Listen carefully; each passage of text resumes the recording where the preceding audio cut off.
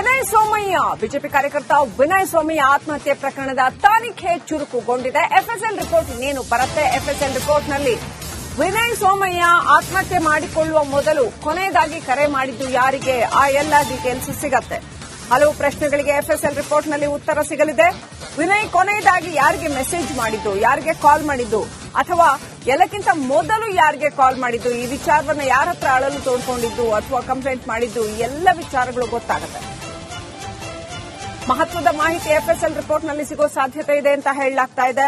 Vinay death note ಹಾಕಿದ್ದ group ಯಾವ group ಅಲ್ಲ, ಅಥವಾ ಫಸ್ಟ್ ಡೆತ್ ನೋಟ್ ಹಾಕಿದ್ದು ಯಾರಿಗೆ ಕಳಿಸಿದ ಡೆತ್ ನೋಟ್, ಈ ಎಲ್ಲ ಮಾಹಿತಿ ಸಿಗಲಿದೆ ಅಂತ ಹೇಳಲಾಗ್ತಾ ಇದೆ. ಕೊನೆಗೆ ಅದಕ್ಕೆ ಪ್ರತಿಕ್ರಿಯೆಯಾಗಿ ವಿನಯ್ಗೆ ಯಾರ್ಯಾರು ಏನೇನು ಮೆಸೇಜ್ ಮಾಡಿದ್ರು, ಕೊನೆ ದಿನ ಎಲ್ಲೆಲ್ಲಿ ಓಡಾಡಿದ್ದ, ಎಷ್ಟೊತ್ತಿಗೆ ಆತ ಕಂಪನಿ ಗೋಡೌನ್ಗೆ ಬಂದಿದ್ದ, ಹೀಗೆ ಹಲವು ಪ್ರಶ್ನೆಗಳಿಗೆ ಎಫ್ಎಸ್ಎಲ್ ರಿಪೋರ್ಟ್ನಲ್ಲಿ ಉತ್ತರ ಸಿಗಲಿದೆ ಅಂತ ಹೇಳಲಾಗ್ತಾ ಇದೆ. ಮರಣೋತ್ತರ ಪರೀಕ್ಷಾ ವರದಿ ಕೂಡ ಪಡೆಯಲಿದ್ದಾರೆ ಪೊಲೀಸರು. ಪ್ರಾಥಮಿಕ ಮಾಹಿತಿಯ ಮೇಲೆ ತನಿಖೆಯನ್ನು ಚುರುಕುಗೊಳಿಸಲಿದ್ದಾರೆ ಹೆಣ್ಣೂರು ಪೊಲೀಸರು.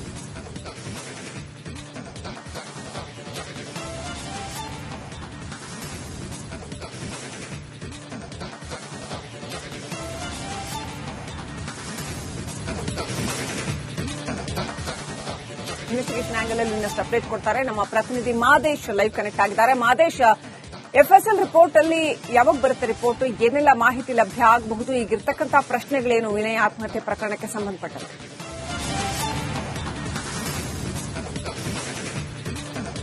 ಶ್ರೀಲಕ್ಷ್ಮಿ, ಈಗಾಗಲೇ ಬಿಜೆಪಿ ಕಾರ್ಯಕರ್ತ ವಿನಯ್ ಸೋಮಣ್ಣ ಅವರ ಆತ್ಮಹತ್ಯೆ ಪ್ರಕರಣಕ್ಕೆ ಸಂಬಂಧಪಟ್ಟಂತೆ ಹೆಣ್ಣೂರು ಪೊಲೀಸರು ತೀವ್ರ ತನಿಖೆ ಮಾಡುವಂತ ಕೆಲಸವನ್ನು ಮಾಡ್ತಿದ್ದಾರೆ. ಪ್ರಾಥಮಿಕವಾಗಿ ಅವರೇ ಟೈಪ್ ಮಾಡಿದ್ದಾರೆ ಅನ್ನುವಂಥದ್ದು ಒಂದು ಡೆತ್ ನೋಟ್ ಇದೆ. ಆ ಒಂದು ವಿಚಾರಕ್ಕೆ ಸಂಬಂಧಪಟ್ಟಂತೆ ಎಫ್ಎಸ್ಎಲ್ ರಿಪೋರ್ಟ್ ಈಗ ಪೊಲೀಸರ ಕೈ ಸೇರಬೇಕಾಗಿದೆ.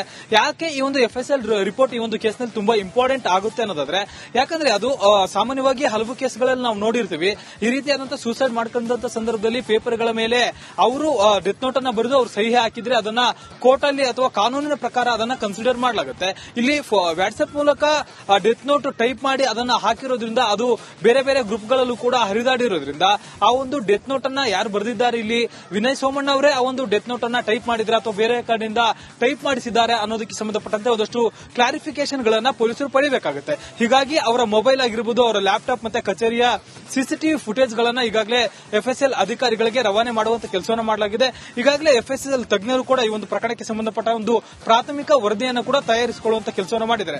ಆ ಒಂದು ರಿಪೋರ್ಟ್ ಪೊಲೀಸರಿಗೆ ಬಂದಂತ ಸಂದರ್ಭದಲ್ಲಿ ಹಲವು ಪ್ರಶ್ನೆಗಳಿಗೆ ಒಂದು ಪ್ರಕರಣಕ್ಕೆ ಸಂಬಂಧಪಟ್ಟಂತೆ ಉತ್ತರಗಳು ಪೊಲೀಸರಿಗೆ ಸಿಗುತ್ತೆ.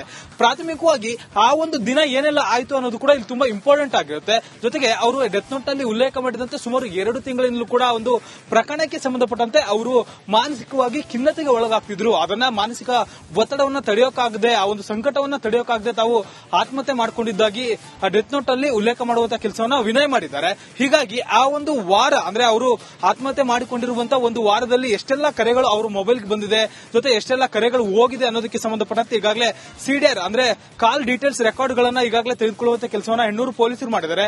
ಬ್ಯಾಕ್ ಟು ಬ್ಯಾಕ್ ಅಂದ್ರೆ ಆ ಒಂದು ದಿನ ಅವರು ಆತ್ಮಹತ್ಯೆ ಮಾಡಿಕೊಳ್ಳುವಂತ ದಿನ ಇವರ ಮೊಬೈಲ್ ನಿಂದ ಬೇರೆ ಯಾರಿಗೆ ಕರೆ ಹೋಗಿದೆ, ಯಾರ್ಯಾರಿಂದ ಕರೆ ಬಂದಿದೆ, ಅವ್ರು ಯಾರು ಏನು ಅನ್ನೋದಕ್ಕೆ ಸಂಬಂಧಪಟ್ಟಂತೆ ಒಂದಷ್ಟು ಮಾಹಿತಿಗಳನ್ನ ಕಲೆ ಹಾಕುವಂತ ಕೆಲಸವನ್ನ ಮಾಡಲಾಗುತ್ತೆ. ಜೊತೆಗೆ ಈ ಒಂದು ಮರಣೋತ್ತರ ಪರೀಕ್ಷೆ ವರದಿ ಕೂಡ ಪೊಲೀಸರ ಕೈ ಸೇರಬೇಕಿದೆ. ಯಾಕಂದ್ರೆ ಅವರು ಆತ್ಮಹತ್ಯೆ ಮಾಡಿಕೊಂಡಿದ್ದಾರೆ ಅನ್ನೋದಕ್ಕೆ ಸಂಬಂಧಪಟ್ಟಂತೆ ಅಧಿಕಾರಿಗಳಿಂದ ಅಂದ್ರೆ ವೈದ್ಯಾಧಿಕಾರಿಗಳಿಂದ ಕನ್ಫರ್ಮೇಶನ್ ರಿಪೋರ್ಟ್ ಅನ್ನು ಕೂಡ ಪೊಲೀಸರಿಗೆ ಸಿಗುತ್ತೆ. ಇದರ ಜೊತೆಗೆ ಈಗಾಗಲೇ ತನಿಖೆಯನ್ನ ಆರಂಭಿಸಿರುವಂತಹ ಪೊಲೀಸರಿಗೆ ಸಾಕಷ್ಟು ಪ್ರಶ್ನೆಗಳಿದೆ. ಯಾಕಂದ್ರೆ ನೇರವಾಗಿ ಇಲ್ಲಿ ಕಾಂಗ್ರೆಸ್ ಶಾಸಕರು ಮತ್ತೆ ಮುಖಂಡರ ಹೆಸರುಗಳನ್ನ ಡೆತ್ ನೋಟ್ ನಲ್ಲಿ ಉಲ್ಲೇಖ ಮಾಡಿದ್ದಾರೆ ಅಂತ ಹೇಳಿ ಈಗಾಗಲೇ ಎಲ್ಲರಿಗೂ ಗೊತ್ತಾಗಿದೆ. ಈಗಾಗಲೇ ತಾನೀರ್ ಅವರ ಮೇಲೆ ಎಫ್ಐಆರ್ ಕೂಡ ದಾಖಲಾಗಿದೆ. ಅವರು ಎಸ್ಕೇಪ್ ಆಗಿದ್ದಾರೆ, ಅಬ್ಸ್ಕಾಂಡ್ ನಲ್ಲಿದ್ದಾರೆ ಅನ್ನೋ ಮಾಹಿತಿ ಸದ್ಯಕ್ಕೆ ಲಭ್ಯವಾಗಿದೆ. ಎಲ್ಲವೂ ಕೂಡ ಪ್ರಾಥಮಿಕ ಹಂತದಲ್ಲಿದೆ. ಎಫ್ಎಸ್ಎಲ್ ರಿಪೋರ್ಟ್ ಬಂದ ಮೇಲೆ ಅದರ ಅನುದಾನದ ಮೇಲೆ ಅದರಲ್ಲಿ ಬರುವಂತಹ ಒಂದಷ್ಟು ಅಂಶಗಳು, ಮುಖ್ಯ ಅಂಶಗಳಿಂದ ಅದರ ಆಧಾರದ ಮೇಲೆ ಕಾಂಗ್ರೆಸ್ ಮುಖಂಡರಿಗೆ ನೋಟಿಸ್ ಕೊಡುವಂತ ಸಾಧ್ಯತೆ ಇದೆ. ಸದ್ಯಕ್ಕೆ ಎಫ್ಎಸ್ಎಲ್ ರಿಪೋರ್ಟ್ ಮತ್ತೆ ಮರಣೋತ್ತರ ಪರೀಕ್ಷೆಯ ರಿಪೋರ್ಟ್ಗಾಗಿ ಪೊಲೀಸರು ಕಾಯ್ತಿದ್ದಾರೆ. ಶ್ರೀಲಕ್ಷ್ಮಿ, ಥ್ಯಾಂಕ್ ಯು ಮಾದೇಶ್ ಡೀಟೇಲ್ಸ್ಗಾಗಿ. ವಿನಯ್ ಸೋಮಯ್ಯ ಬಿಜೆಪಿ ಕಾರ್ಯಕರ್ತ ವಿನಯ್ ಸೋಮಯ್ಯ ಆತ್ಮಹತ್ಯೆ ಪ್ರಕರಣದ ತನಿಖೆ ಚುರುಕುಗೊಂಡಿದೆ. ಎಫ್ಎಸ್ಎಲ್ ರಿಪೋರ್ಟ್ ಇನ್ನೇನು ಬರುತ್ತೆ. ಎಫ್ಎಸ್ಎಲ್ ರಿಪೋರ್ಟ್ನಲ್ಲಿ ವಿನಯ್ ಸೋಮಯ್ಯ ಆತ್ಮಹತ್ಯೆ ಮಾಡಿಕೊಳ್ಳುವ ಮೊದಲು ಕೊನೆಯದಾಗಿ ಕರೆ ಮಾಡಿದ್ದು ಯಾರಿಗೆ, ಆ ಎಲ್ಲ ಡೀಟೇಲ್ಸ್ ಸಿಗತ್ತೆ.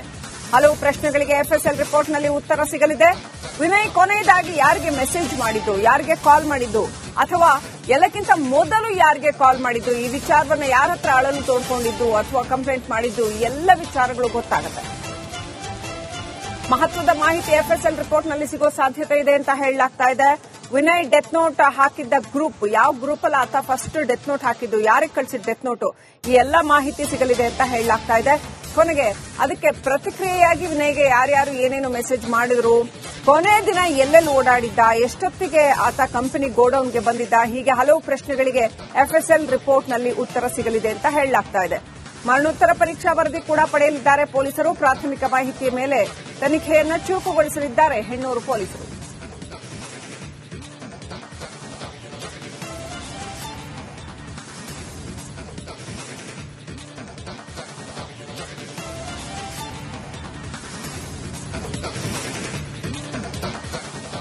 ಇನ್ವೆಸ್ಟಿಗೇಷನ್ ಆಂಗಲ್ ಅಲ್ಲಿ ಇನ್ನಷ್ಟು ಅಪ್ಡೇಟ್ ಕೊಡ್ತಾರೆ ನಮ್ಮ ಪ್ರತಿನಿಧಿ ಮಾದೇಶ್ ಲೈವ್ ಕನೆಕ್ಟ್ ಆಗಿದ್ದಾರೆ. ಮಾದೇಶ್, ಎಫ್ಎಸ್ಎಲ್ ರಿಪೋರ್ಟ್ ಅಲ್ಲಿ ಯಾವಾಗ ಬರುತ್ತೆ ರಿಪೋರ್ಟ್, ಏನೆಲ್ಲ ಮಾಹಿತಿ ಲಭ್ಯ ಆಗಬಹುದು, ಈಗಿರ್ತಕ್ಕಂತಹ ಪ್ರಶ್ನೆಗಳೇನು ವಿನಯ್ ಆತ್ಮಹತ್ಯೆ ಪ್ರಕರಣಕ್ಕೆ ಸಂಬಂಧಪಟ್ಟಂತೆ?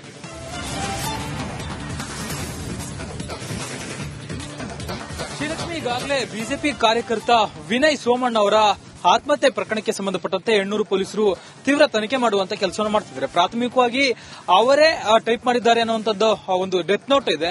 ಆ ಒಂದು ವಿಚಾರಕ್ಕೆ ಸಂಬಂಧಪಟ್ಟಂತೆ ಎಫ್ಎಸ್ಎಲ್ ರಿಪೋರ್ಟ್ ಈಗ ಪೊಲೀಸರ ಕೈ ಸೇರಬೇಕಾಗಿದೆ. ಯಾಕೆ ಈ ಒಂದು ಎಫ್ಎಸ್ಎಲ್ ರಿಪೋರ್ಟ್ ಈ ಒಂದು ಕೇಸ್ನಲ್ಲಿ ತುಂಬಾ ಇಂಪಾರ್ಟೆಂಟ್ ಆಗುತ್ತೆ ಅನ್ನೋದಾದ್ರೆ, ಯಾಕಂದ್ರೆ ಅದು ಸಾಮಾನ್ಯವಾಗಿ ಹಲವು ಕೇಸ್ಗಳಲ್ಲಿ ನಾವು ನೋಡಿರ್ತೀವಿ, ಈ ರೀತಿಯಾದಂತಹ ಸೂಸೈಡ್ ಮಾಡ್ಕೊಂಡಂತ ಸಂದರ್ಭದಲ್ಲಿ ಪೇಪರ್ಗಳ ಮೇಲೆ ಅವರು ಡೆತ್ ನೋಟ್ ಅನ್ನ ಬರೆದು ಅವ್ರು ಸಹಿ ಹಾಕಿದ್ರೆ ಅದನ್ನ ಕೋರ್ಟ್ ಅಲ್ಲಿ ಅಥವಾ ಕಾನೂನಿನ ಪ್ರಕಾರ ಅದನ್ನ ಕನ್ಸಿಡರ್ ಮಾಡಲಾಗುತ್ತೆ. ಇಲ್ಲಿ ವಾಟ್ಸ್ಆಪ್ ಮೂಲಕ ಡೆತ್ ನೋಟ್ ಟೈಪ್ ಮಾಡಿ ಅದನ್ನ ಹಾಕಿರೋದ್ರಿಂದ ಅದು ಬೇರೆ ಬೇರೆ ಗ್ರೂಪ್ಗಳಲ್ಲೂ ಕೂಡ ಹರಿದಾಡಿರೋದ್ರಿಂದ ಆ ಒಂದು ಡೆತ್ ನೋಟ್ ಅನ್ನ ಯಾರು ಬರೆದಿದ್ದಾರೆ, ಇಲ್ಲಿ ವಿನಯ್ ಸೋಮಣ್ಣ ಅವರೇ ಆ ಒಂದು ಡೆತ್ ನೋಟ್ ಅನ್ನ ಟೈಪ್ ಮಾಡಿದ್ರೆ ಅಥವಾ ಬೇರೆ ಕಡೆಯಿಂದ ಟೈಪ್ ಮಾಡಿಸಿದ್ದಾರೆ ಅನ್ನೋದಕ್ಕೆ ಸಂಬಂಧಪಟ್ಟಂತೆ ಒಂದಷ್ಟು ಕ್ಲಾರಿಫಿಕೇಶನ್ ಗಳನ್ನ ಪೊಲೀಸರು ಪಡೆಯಬೇಕಾಗುತ್ತೆ. ಹೀಗಾಗಿ ಅವರ ಮೊಬೈಲ್ ಆಗಿರಬಹುದು, ಅವರ ಲ್ಯಾಪ್ಟಾಪ್ ಮತ್ತೆ ಕಚೇರಿಯ ಸಿಸಿಟಿವಿ ಫುಟೇಜ್ ಗಳನ್ನ ಈಗಾಗಲೇ ಎಫ್ಎಸ್ಎಲ್ ಅಧಿಕಾರಿಗಳಿಗೆ ರವಾನೆ ಮಾಡುವಂತ ಕೆಲಸವನ್ನು ಮಾಡಲಾಗಿದೆ. ಈಗಾಗಲೇ ಎಫ್ಎಸ್ಎಲ್ ತಜ್ಞರು ಕೂಡ ಈ ಒಂದು ಪ್ರಕರಣಕ್ಕೆ ಸಂಬಂಧಪಟ್ಟ ಒಂದು ಪ್ರಾಥಮಿಕ ವರದಿಯನ್ನು ಕೂಡ ತಯಾರಿಸಿಕೊಳ್ಳುವಂತ ಕೆಲಸವನ್ನು ಮಾಡಿದ್ದಾರೆ. ಆ ಒಂದು ರಿಪೋರ್ಟ್ ಪೊಲೀಸರಿಗೆ ಬಂದಂತ ಸಂದರ್ಭದಲ್ಲಿ ಹಲವು ಪ್ರಶ್ನೆಗಳಿಗೆ ಒಂದು ಪ್ರಕರಣಕ್ಕೆ ಸಂಬಂಧಪಟ್ಟಂತೆ ಉತ್ತರಗಳು ಪೊಲೀಸರಿಗೆ ಸಿಗುತ್ತೆ. ಪ್ರಾಥಮಿಕವಾಗಿ ಆ ಒಂದು ದಿನ ಏನೆಲ್ಲ ಆಯಿತು ಅನ್ನೋದು ಕೂಡ ಇಲ್ಲಿ ತುಂಬಾ ಇಂಪಾರ್ಟೆಂಟ್ ಆಗಿರುತ್ತೆ. ಜೊತೆಗೆ ಅವರು ಡೆತ್ ನೋಟ್ ನಲ್ಲಿ ಉಲ್ಲೇಖ ಮಾಡಿದಂತೆ ಸುಮಾರು 2 ತಿಂಗಳಿಂದಲೂ ಕೂಡ ಒಂದು ಪ್ರಕರಣಕ್ಕೆ ಸಂಬಂಧಪಟ್ಟಂತೆ ಅವರು ಮಾನಸಿಕವಾಗಿ ಖಿನ್ನತೆಗೆ ಒಳಗಾಗ್ತಿದ್ರು. ಅದನ್ನ ಮಾನಸಿಕ ಒತ್ತಡವನ್ನ ತಡೆಯೋಕಾಗದೆ, ಆ ಒಂದು ಸಂಕಟವನ್ನ ತಡೆಯೋಕಾಗದೆ ತಾವು ಆತ್ಮಹತ್ಯೆ ಮಾಡಿಕೊಂಡಿದ್ದಾಗಿ ಡೆತ್ ನೋಟ್ ಅಲ್ಲಿ ಉಲ್ಲೇಖ ಮಾಡುವಂತಹ ಕೆಲಸವನ್ನ ವಿನಯ್ ಮಾಡಿದ್ದಾರೆ. ಹೀಗಾಗಿ ಆ ಒಂದು ವಾರ ಅಂದ್ರೆ ಅವರು ಆತ್ಮಹತ್ಯೆ ಮಾಡಿಕೊಂಡಿರುವಂತಹ ಒಂದು ವಾರದಲ್ಲಿ ಎಷ್ಟೆಲ್ಲ ಕರೆಗಳು ಅವ್ರ ಮೊಬೈಲ್ಗೆ ಬಂದಿದೆ, ಜೊತೆ ಎಷ್ಟೆಲ್ಲ ಕರೆಗಳು ಹೋಗಿದೆ ಅನ್ನೋದಕ್ಕೆ ಸಂಬಂಧಪಟ್ಟಂತೆ ಈಗಾಗಲೇ ಸಿಡಿಆರ್ ಅಂದ್ರೆ ಕಾಲ್ ಡೀಟೇಲ್ಸ್ ರೆಕಾರ್ಡ್ ಗಳನ್ನ ಈಗಾಗಲೇ ತೆಗೆದುಕೊಳ್ಳುವಂತ ಕೆಲಸವನ್ನ ಹೆಣ್ಣೂರು ಪೊಲೀಸರು ಮಾಡಿದ್ದಾರೆ. ಬ್ಯಾಕ್ ಟು ಬ್ಯಾಕ್ ಅಂದ್ರೆ ಆ ಒಂದು ದಿನ ಅವರು ಆತ್ಮಹತ್ಯೆ ಮಾಡಿಕೊಳ್ಳುವಂತ ದಿನ ಇವರ ಮೊಬೈಲ್ ನಿಂದ ಬೇರೆ ಯಾರಿಗೆ ಕರೆ ಹೋಗಿದೆ, ಯಾರ್ಯಾರಿಂದ ಕರೆ ಬಂದಿದೆ, ಅವ್ರು ಯಾರು ಏನು ಅನ್ನೋದಕ್ಕೆ ಸಂಬಂಧಪಟ್ಟಂತೆ ಒಂದಷ್ಟು ಮಾಹಿತಿಗಳನ್ನ ಕಲೆ ಹಾಕುವಂತ ಕೆಲಸವನ್ನ ಮಾಡಲಾಗುತ್ತೆ. ಜೊತೆಗೆ ಈ ಒಂದು ಮರಣೋತ್ತರ ಪರೀಕ್ಷೆ ವರದಿ ಕೂಡ ಪೊಲೀಸರ ಕೈ ಸೇರಬೇಕಿದೆ. ಯಾಕಂದ್ರೆ ಅವರು ಆತ್ಮಹತ್ಯೆ ಮಾಡಿಕೊಂಡಿದ್ದಾರೆ ಅನ್ನೋದಕ್ಕೆ ಸಂಬಂಧಪಟ್ಟಂತೆ ಅಧಿಕಾರಿಗಳಿಂದ ಅಂದ್ರೆ ವೈದ್ಯಾಧಿಕಾರಿಗಳಿಂದ ಕನ್ಫರ್ಮೇಶನ್ ರಿಪೋರ್ಟ್ ಅನ್ನು ಕೂಡ ಪೊಲೀಸರಿಗೆ ಸಿಗುತ್ತೆ.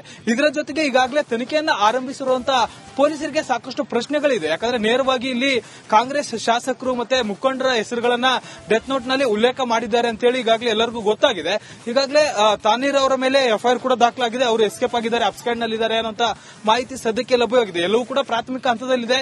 ಎಫ್ಎಸ್ಎಲ್ ರಿಪೋರ್ಟ್ ಬಂದ ಮೇಲೆ ಅದರ ಅನುದಾನದ ಮೇಲೆ ಅದರಲ್ಲಿ ಬರುವಂತಹ ಒಂದಷ್ಟು ಅಂಶಗಳು, ಮುಖ್ಯ ಅಂಶಗಳೇನಿದೆ ಅದರ ಆಧಾರದ ಮೇಲೆ ಕಾಂಗ್ರೆಸ್ ಮುಖಂಡರಿಗೆ ನೋಟಿಸ್ ಕೊಡುವಂತ ಸಾಧ್ಯತೆ ಇದೆ. ಸದ್ಯಕ್ಕೆ ಎಫ್ಎಸ್ಎಲ್ ರಿಪೋರ್ಟ್ ಮತ್ತೆ ಮರಣೋತ್ತರ ಪರೀಕ್ಷೆಯ ರಿಪೋರ್ಟ್ಗಾಗಿ ಪೊಲೀಸರು ಕಾಯ್ತಿದ್ದಾರೆ. Shrilakshmi, thank you Madesh ಡೀಟೇಲ್ಸ್ಗಾಗಿ.